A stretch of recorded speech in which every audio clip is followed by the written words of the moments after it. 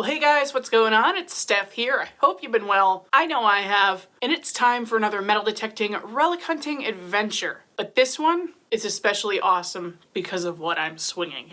You guys have been asking me in the comments of every video since the Manticore was released when I would be swinging the Minelab Manticore, and I'm happy to let you know I do have one on loan at the moment and I've really been enjoying it. So this video marks the first outing with the Manticore and it was a pure success. But let me say something first in case you are tripping across this video looking for Manticore reviews and such. My channel has almost never been about doing reviews.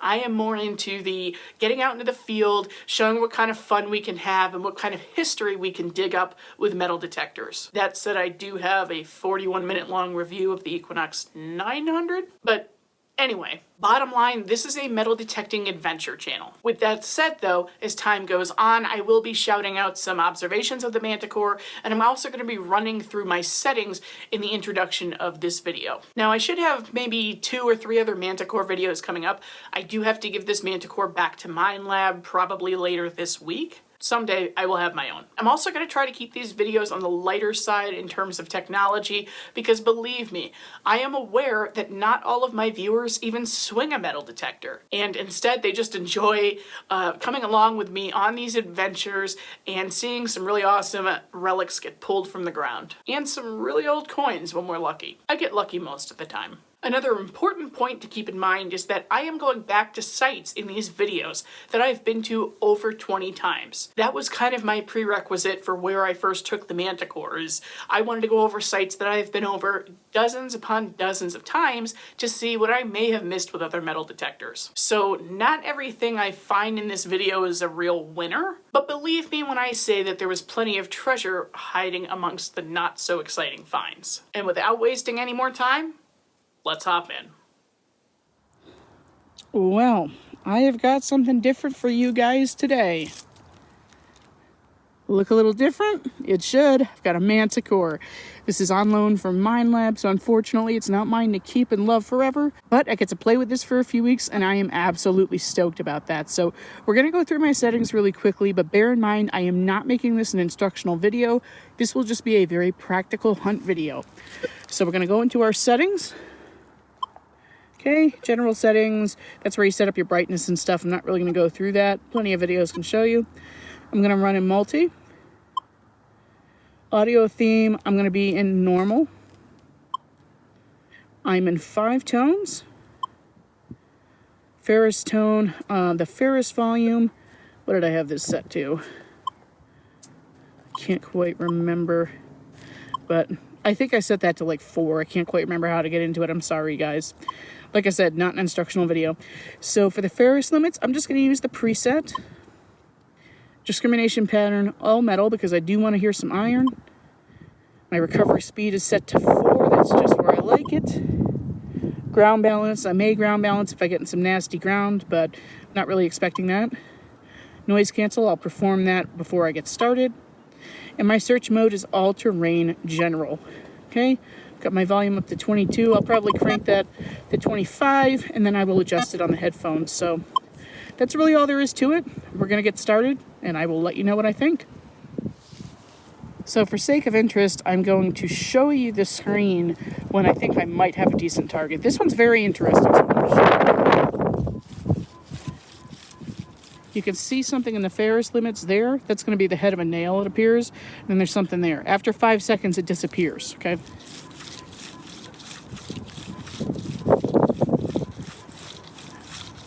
So it looks like there's a nail and something non-ferrous in the hole. So check it out. I'll show you it. Whatever it is, doesn't matter.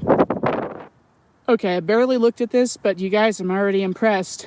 You saw that nail, or at least the head of a nail in the upper ferrous limits. Well, you saw that thing in the line too.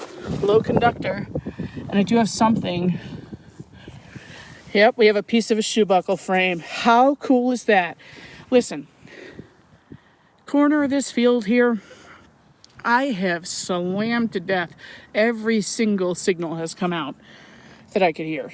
So, okay, well, that's a really nice first target with the Manticore. I am very pleased and exceedingly impressed with that 2D screen. I'm going to be so sad when I have to give this back to Minelab. Oh, that's so cool. What a way to start the day. All right, I just popped into a cornfield that I was intending to detect today. I'm kind of going to bounce around a little bit. I got a 20 signal. It was on the line, but I also saw a little round dot in the upper ferrous limit, so I figured it was something covered in iron, and I popped it. And that appears to be the case. In fact, now it's reading quite a bit higher. Oh no, I've got 2 targets. That's what's going on. I've got what appears to be a large piece of iron and then something non-ferrous right next to it. So I will come right back. Hopefully it's not can slaw, but it probably is. Yeah, well, those numbers made sense for what I found. Just a little smashed 22. Not surprised. But, you know, every time I swung over it, I could see, once I flipped this out, that there was iron mixed in with this. So that's pretty impressive, even though it's not an impressive find. This is performing very well. So what I'm going to do is, for no doubter good targets that probably ring up a little bit higher than this, I will film it so that you can see the screen. But if it looks like it's going to be garbage, I may not. I don't know. I haven't quite decided yet, but I know you guys want to primarily see the Manticore. So I will try to showcase that as best I can. On to the next. Well, look what I am swinging in. Grass is very high. Most of it's actually prickers, but some of it's been laid down from some recent snow we got, so I'm going for it. Got a decent signal right here.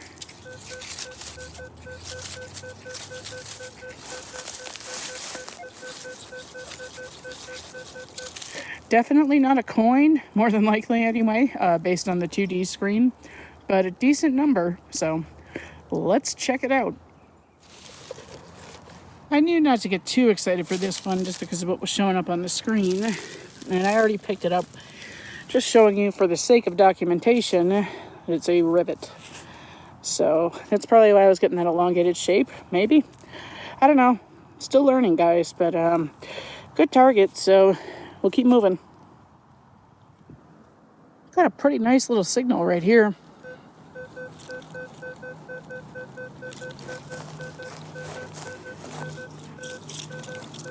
It's not really moving out of the mid-40s, so hopefully it's something good. And just like that, it is something good. It's about 4 inches deep. I just flipped it up. Looks like we've got a tomback button, or maybe... Oh, maybe it's not tomback. Little convex button there. Let me see. Looks like the shank is just smushed. Can't tell if it's tomback or not. You know what? I'll brush that off and come back just in case there's something on it. Okay, well, I misidentified that. It is not a button. This is actually a bit boss. I can tell by the way the post is on the back that this was meant to attach to leather.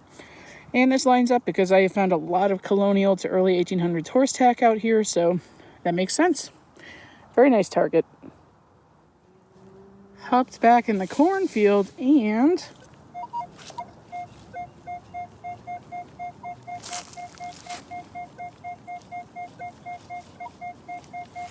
sounds kind of large, but, you know, I'm still getting used to this machine. First couple of hours out, so let's take a look at that.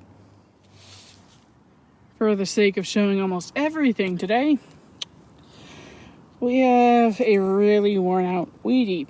I don't even think I'll get a date on that. But man, that was a screamer, and I want to show you something. Look at all of that orange soil. That's all from being up against iron. So maybe that's why I haven't heard it in the past, because they really don't till this field, and I have been, you know, because you can so easily grid a cornfield, I've been all over this. All over this, so. Okay, well, I'll take it.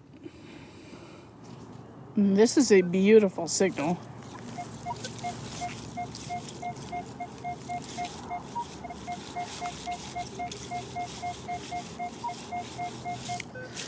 Definitely iron in there, but I think there's a coin down in there too. I haven't retrieved the target yet, but I have to show you guys this signal now that it's changed, now that I've opened the plug.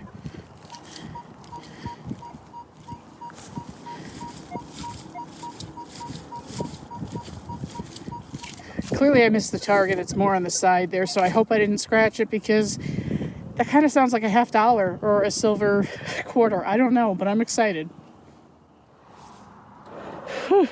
Okay, so I think the ID numbers were correct before I flipped the plug open. And it was ringing up like all the way up to silver dime. That's what I've got right there. Absolutely. Oh, at least I think so. You know, I can't tell, actually. I'm just terrified. I don't know why I'm so scared. It's a seated dime. Manticore score, first day. Oh my God. That's incredible.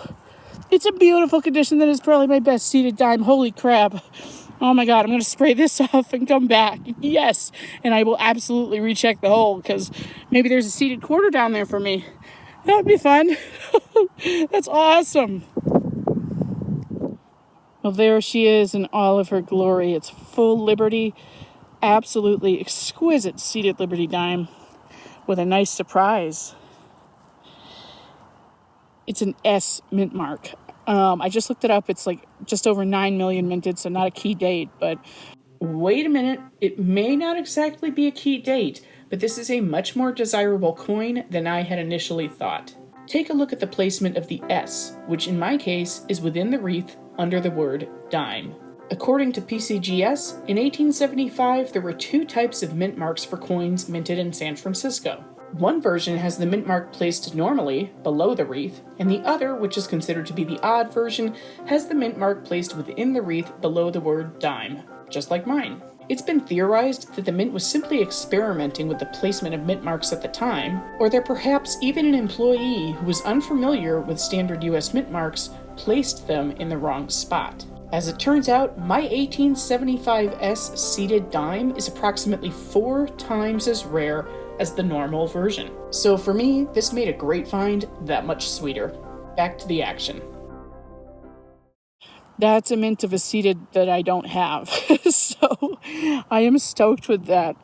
Oh, that's one hell of a Manticore score. I swear I'm going to start that hashtag trending, because this is amazing. I have swung over this area so many times, and yeah, just wow. I am kind of falling in love with the machine on day one. That is amazing.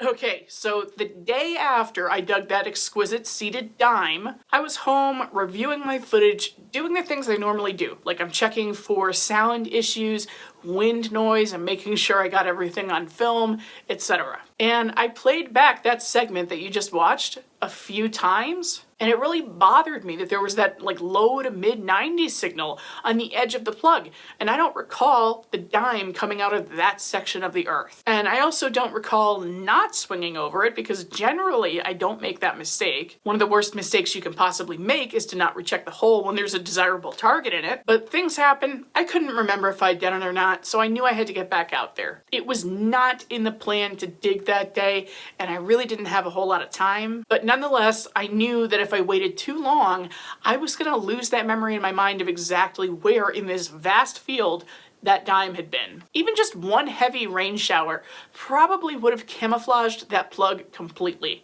So, spoiler, I went back, I dug up the plug, I didn't hear anything when I swung over it, didn't hear anything when I had opened it up. All I found were a whole bunch of nails. But bear in mind, with every metal detector, once you crack open the ground, the signal can change significantly, particularly if the item is really deep, and that seated dime was quite deep. So that's all that happened there, but having that mission of looking for another silver that perhaps I had missed, I took the time to tool around for about an hour, and there was more silver waiting for me. It just wasn't in that same spot, so let's take a look. Oh boy, this sounds amazing.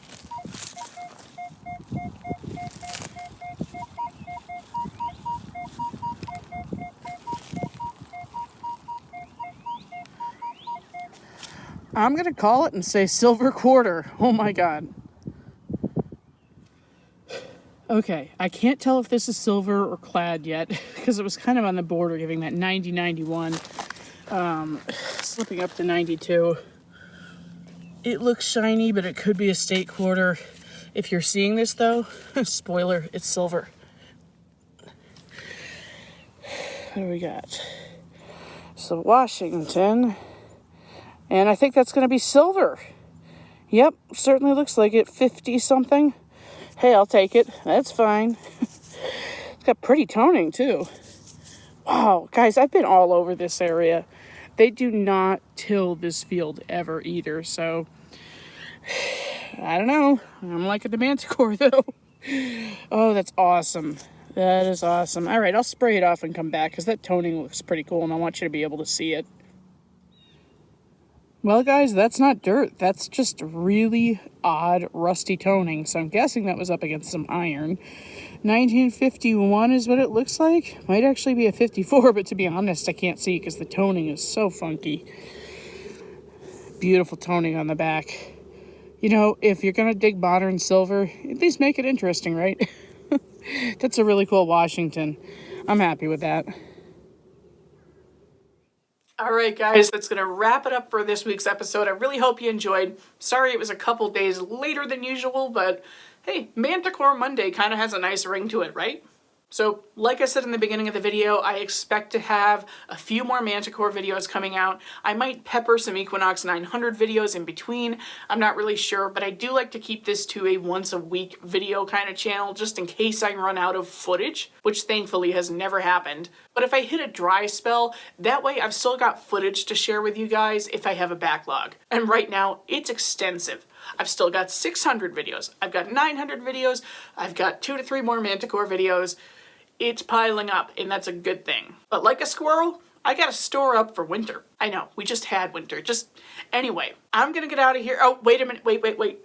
Important. I'm in the middle of working on the next Manticore video right now, actually today, in the hopes that I can get it uploaded and ready to drop on this coming Friday, because the plan is that I will be attending Bone in New Hampshire. Bone, if you don't know about it, it's called the Best of the Northeast Hunt, and it's a 5-day event, I believe, Wednesday, Thursday, Friday, Saturday, Sunday. I won't be there for the whole thing if I recall correctly, but it's a 5-day event that this guy hosts every year and has been doing it for 30 years now. This is Bone 30. So I will be there with Minelab unless anything changes, and I look forward to seeing you guys there. If for some reason I can't get a video out for Friday night, I will make a post, but it shouldn't be a problem. So we will see you later this week.